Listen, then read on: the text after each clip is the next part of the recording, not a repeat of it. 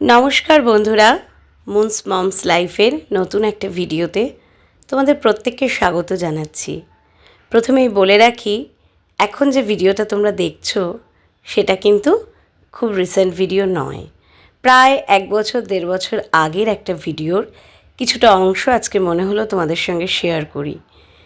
আমি তখন কীরকম ছিলাম, আমার ঘরবাড়ি কীরকম ছিল, কীভাবে কাজ করতাম, সব কিছুই ভাবলাম নিজেও একটু দেখি আর তোমাদের সঙ্গেও একটু শেয়ার করি। আমি সংসারের সবটা কাজই করি। সকালে উঠি, রান্না করি, বাচ্চার টিফিন করি, হাজব্যান্ড অফিসে যাবে সেই টিফিন করি, দৌড়োতে দৌড়োতে আমার বাচ্চাকে গাড়িতে পৌঁছে দিই, তারপর আমার বয়স্ক শ্বশুরমশাই তাকে হাঁটাই, কারণ সে একটু অসুস্থ। আবার আমার বয়স্ক শাশুড়ি, তার ওষুধ কখন কি খাবে সেগুলোও খুঁজে বার করি, তারপর তাকে খাওয়াই। তার আবার পায়ের ব্যথার সমস্যা আছে, পায়ে তেলও মালিশ করে দিই। তারপর নিজে একটু হাঁপ ছেড়ে বাঁচি, বসি, 1 কাপ চা খাই। আবার দুপুরের রান্নার জোগাড় করি, জলখাবারে কে কী খাবে। এরই মাঝে শাশুড়ি হয়তো বলে, বৌমা টিভির চ্যানেলটা একটু ধরে দিয়ে যাও তো, বুঝতে পারছি না।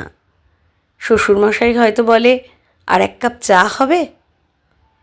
সেই ফরমাইশও খাটি। সন্ধেবেলা বাচ্চাদের পড়াতে বসানো। আমি একটু পার্লারের কাজ শিখেছিলাম। বাড়িতে মাঝে মধ্যে আইব্রাও করি আমার ক্লায়েন্টদের, আপার লিপ করি। তাই দিয়ে নিজের হাত খরচা টুকটুক টুকটুক করে একটা বাক্সে জমিয়ে রাখি। কিন্তু একদিন আমার হাজব্যান্ডের একটা কথায় মনে বড় দাগা লাগলো। হাজব্যান্ড হঠাৎই সংসারের ব্যস্ত কাজের মুহূর্তে অফিস থেকে ফোন করলো, এই শোনো না, আজকে সন্ধ্যাবেলা আমার 4-5 জন বন্ধু যাবে, একটু কিছু খাবার ভালো দেখে অ্যারেঞ্জ করে রেখো তো। বললাম ঠিক আছে, শরীর চলে না, ইচ্ছা না থাকলেও করতে তো হবে। তাদের জন্য চা, কফি, পাকোড়া যা কিছু তারা বানাতে বলেছিল বা চেষ্টা করেছি সেগুলোই নিয়ে আসছি। দেখছি হাজব্যান্ড বন্ধুদের সাথে বলাবলি করছে বসে, আর বলিস না, একার রোজগারে সংসার চালানো যে কি কঠিন। বাড়িতে এতজন মেম্বার, বন্ধুরা বলছে তোর আবার একা কোথায় রে, বৌদিও তো কিছু না কিছু করে। হাজব্যান্ড তাদেরকে বলার পরিবর্তে বলল, আরে ওই আইব্রাও করে আর আপার লিপ করে কি আর সংসার চালানো যায়। খুব দুঃখ লেগেছিল, নিজের স্বামী এভাবে কি করে বলতে পারল। আমি যাই করি সংসার না চালাতে পারি, কিন্তু যেটুকু করি সেটুকুই তো আমি আমার যোগ্যতা দিয়ে করি, সেখানে কি আমার কোনো কন্ট্রিবিউশনই নেই। তারপরে এই যে পুরো পরিবারটাকে আগলে রেখেছি, ছেলে মেয়েদের পড়াশুনো সব কিছু, টিফিন, তোমার অসুস্থ বাবাকে হাঁটানো, তোমার মায়ের সেবা, সব কিছু, তোমার অফিস, ইচ অ্যান্ড এভরিথিং, তার কোনো দাম নেই। খুব কাঁদলাম একা একা বসে। তারপরে একদিন রাত্রেবেলা হাজব্যান্ড যখন শুতে এলো, তাকে বললাম, আমি ভাবছি মাসখানেকের জন্য গোয়া বেড়াতে যাব। হাজব্যান্ড ফোন দেখতে দেখতে বলল, আমি কিন্তু এখন ছুটি নিতে পারবো না। না না, তোমাকে তো যেতে হবে না, আমি একা যাব। একা যাবে মানে? হ্যাঁ, আমি একাই যাব। সংসার থেকে 1 মাস ছুটি নেব, ছুটি নিয়ে আমি একা যাব, আমার ব্রেক দরকার। তুমি কি বলছো আমি কিছু বুঝতে পারছি না, হাজব্যান্ড বলল। বোঝার তো দরকার নেই, সবাই ছুটি নিতে পারে, তাহলে আমি কেন ছুটি নিতে পারবো না? আমি 1 মাসের ব্রেক নেব, আমি 1 মাসের ব্রেক নিয়ে গোয়া যাব। কিন্তু গোয়া যেতে তো অনেক টাকা লাগবে। হ্যাঁ, কিন্তু সেই টাকা তোমাকে দিতে হবে না, তোমারও তো চিন্তা করার দরকার নেই। আমি আইব্রাও করে আপার লিপ করে সেই টাকা অ্যারেঞ্জ করে নিয়েছি। আমার হাজব্যান্ড একটু চুপ হয়ে গেল। তার পরের দিনই সে তার বাবা মাকে বিষয়টা জানালো।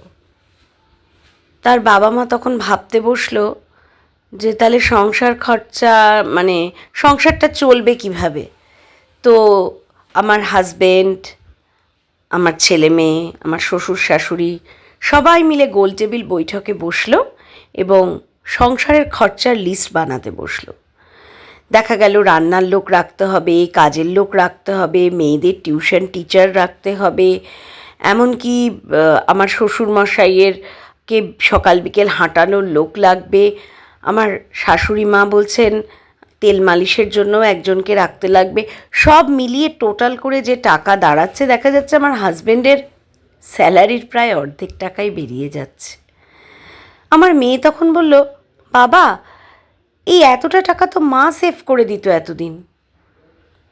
আমার হাজব্যান্ড ওই রাতেই এসে আমাকে বলল, সত্যি আমরা তোমাকে এতদিন কেউ বুঝতে পারিনি,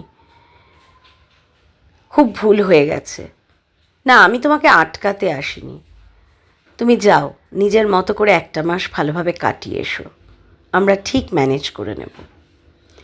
তো এসে গেল সেই আকাঙ্ক্ষিত দিন। ব্যাগপত্র গুছিয়ে নিয়েছি, আমি গোয়া যাচ্ছি একা ছুটি কাটাতে।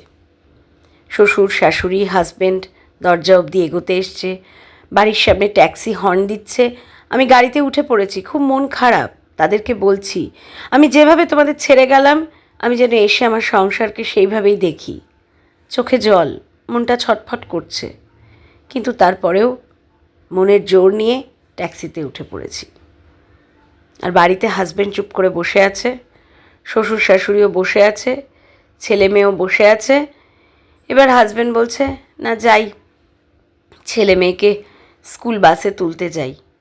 ঠিক সেই সময় দরজায় বেলটা বেজে উঠল না। হাজব্যান্ড দরজাটা খুলে দেখছে, এ কি, দরজার সামনে তো আমি দাঁড়িয়ে আছি। হাজব্যান্ড যেন অবাক হয়ে তাকিয়ে থাকলো। সে বলল, তুমি? আমি বললাম, যাবো তো ভেবেছিলাম, পারলাম আর কোথায়, তোমাদের ছেড়ে যেতে পারলাম না। হাজব্যান্ড তাড়াতাড়ি করে এগিয়ে এসে বলল, আমি জানতাম এটাই হবে, এবার থেকে আমরা সবাই তোমার কাজে সহযোগিতা করব। এটা কিন্তু আমার কোনো জীবন কাহিনী বললাম নয়। খুব রিসেন্ট ইউটিউবে একটা ভীষণ ভালো সিনেমা দেখেছি, সেটা হচ্ছে ঘর কা মুরগি, পারলে দেখো, খুব ভালো লাগবে।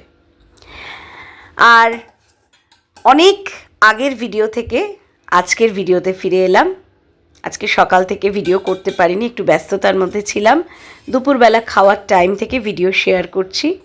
এবং এর আগে যে ভিডিওটা দেখেছিলে সেখানে দেখতে পেয়েছিলে আমার মেয়েকে কত ছোট লাগলো। যদি না দেখে থাকো আবার একবার ব্যাক করে দেখে নিও, তখন কিন্তু ও 5-এ পড়ে। আমার বাবা মা ওই দিন ওকে নিয়ে বাবা মার বাড়ি থেকে আমাদের বাড়িতে মানে আমার এই ফ্ল্যাটে দিতে এসেছিল। আর আজকে লাউ শাক বানিয়েছিলাম, আর এই যে মটর দিয়ে আলু পোস্ত বানিয়েছিলাম। রান্নাঘরের এই জায়গাটায় এত রোদ্দুর আসে না যে ভালো করে মানে ছবিটা আসে না। আর দেখো এখানে দেখাচ্ছি দুটো কুলের আচার। এটা দুটোই নিলাম কারণ আমার হাজব্যান্ড পরশুদিনকে নিজে হাতে কুলের আচার বানিয়েছে। আমার শাশুড়ি মা কুলের আচারটা খুব ভালো বানাতেন এবং আমার হাজব্যান্ড খুব ভালো খেত। তো এখন মা তো নেই, তাই জন্য ওই বানালো। সর সর সর, নালে এক্ষুনি ভিডিওতে দেখাবো। সর সর, এইবার সরেছে। এ বাজার থেকে কত রকমের পাঁপড় নিয়ে এসছে, এগুলো সব ভাজা পাঁপড়, সত্যি ভাজা। এইটা এইটা এইগুলো না ভেজে খাওয়া যাবে? এইটা তো জানি।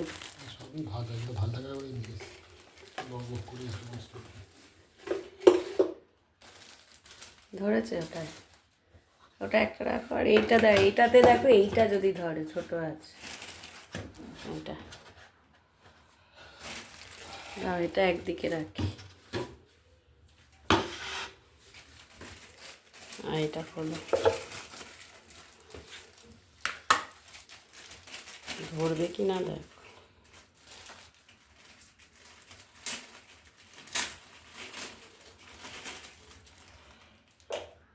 ধরে যাবে, একটা একটা করে রাখ।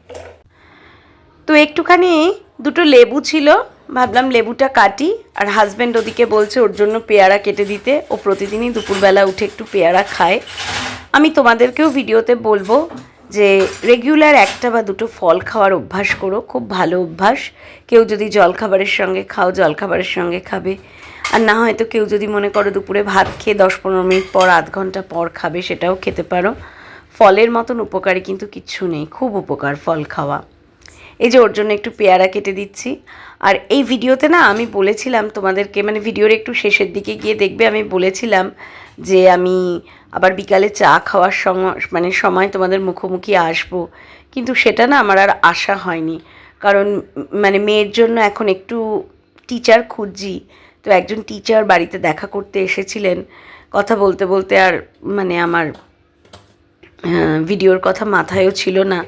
তো ভাবলাম ঠিক আছে, যতটা হয়েছে ততটাই দিলাম। এই যে হাজব্যান্ডের জন্য ফলের থালা সাজিয়ে নিলাম। নিজের জন্য লেবু কেটেছি। এটা হচ্ছে চুলের ক্লিপ। স্নান করে দেখো না, মাথাও আঁচড়ানো হয়নি। স্নান করতে দেরি হয়ে গেছে আসলে, মানে স্নানে যাব আর অল্প পাখাটা চালাই, একে দুয়ে স্নানে যাব আর কি রোদ্দুর বাবা। এখনই মার্চ মাসের সবে আজকে 1 তারিখ। দেখো আমি এখানে যদি বসি আমার মুখে আলো পড়বে না, না এরকম বসি। বাবা বাইরের জামা কাপড়গুলোও তুলতে হবে, সব কাঠ হয়ে যাবে না হলে।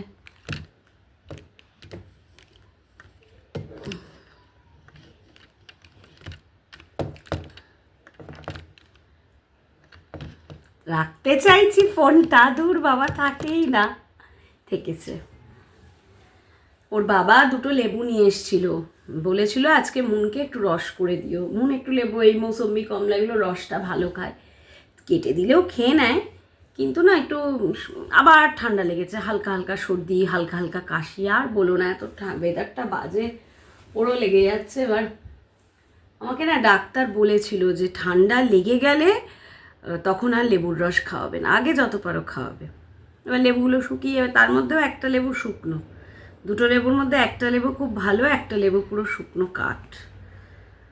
তো ওই জন্য এখন কাটলাম, ওর বাবাকে পেয়ারার সাথে 2 পিস দিলাম।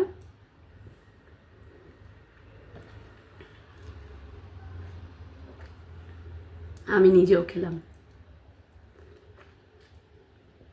মিষ্টি আছে। বাইরের জামা কাপড়গুলোও তুলতে হবে, নাহলে রোদে সব কাঠ হয়ে একদম কাঠি হয়ে যাবে।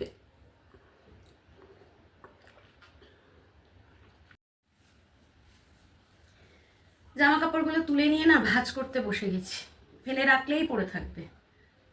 দেখেছো হালকা পাখা চালিয়েছে, তোমরা দেখতে পাবে না অবশ্য, ওই 1 না 2 চালিয়েছি, বেশি জোরেও চালানো যাচ্ছে না, শিরশির করছে।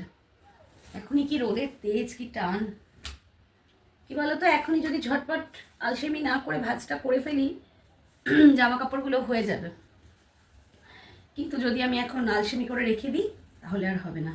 আমার মেয়ে আর হাজব্যান্ড একটু শুয়েছে, বললাম না মুনের দুপুরবেলা ভাত খেয়ে উঠে ভাত ঘুমটা খুব প্রিয়। পরীক্ষার সময় দিন 15 ওকে আমি দুপুরে শুতে দিতাম না, এত পড়া, এত সিলেবাস, দুপুরে যদি ঠুসের 1.5 ঘন্টা 2 ঘন্টা ঘুমায়, সে পড়া মেকআপ করতে পারে বলো?